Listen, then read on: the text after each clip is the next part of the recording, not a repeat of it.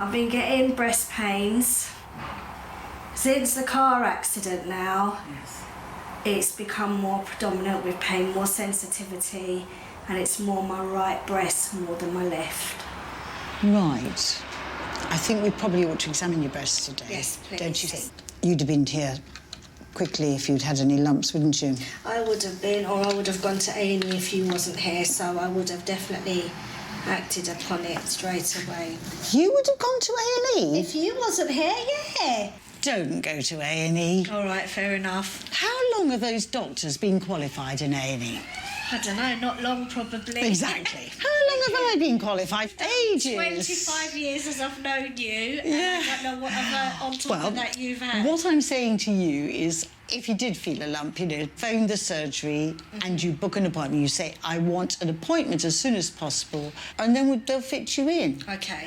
As long as you're seen within 48 hours if you've got a lump, that's fine. Okay. You're looking at the nipples. Which way are they pointing?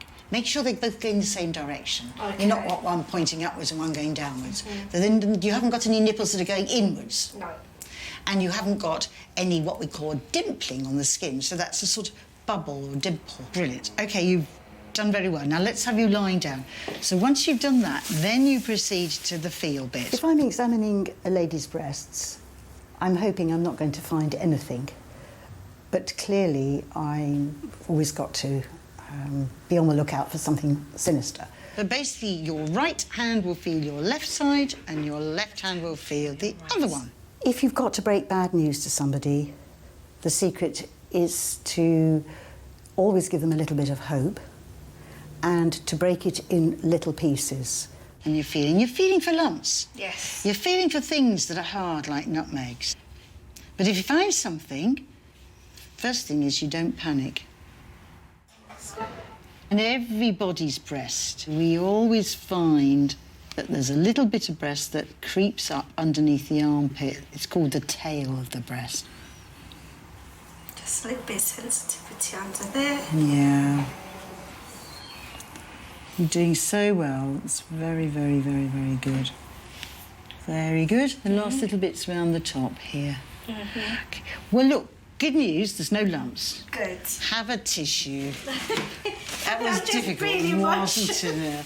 Oh, all right. Look, It's okay. you're being a really brave soldier because having had that accident, it's made you, shaking you up, it's made you feel really vulnerable, hasn't it? It has indeed.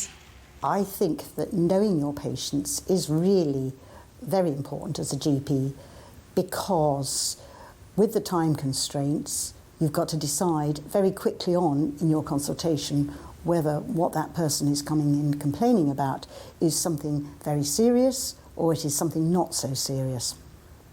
Sometimes you don't get it right, but you've got to make decisions.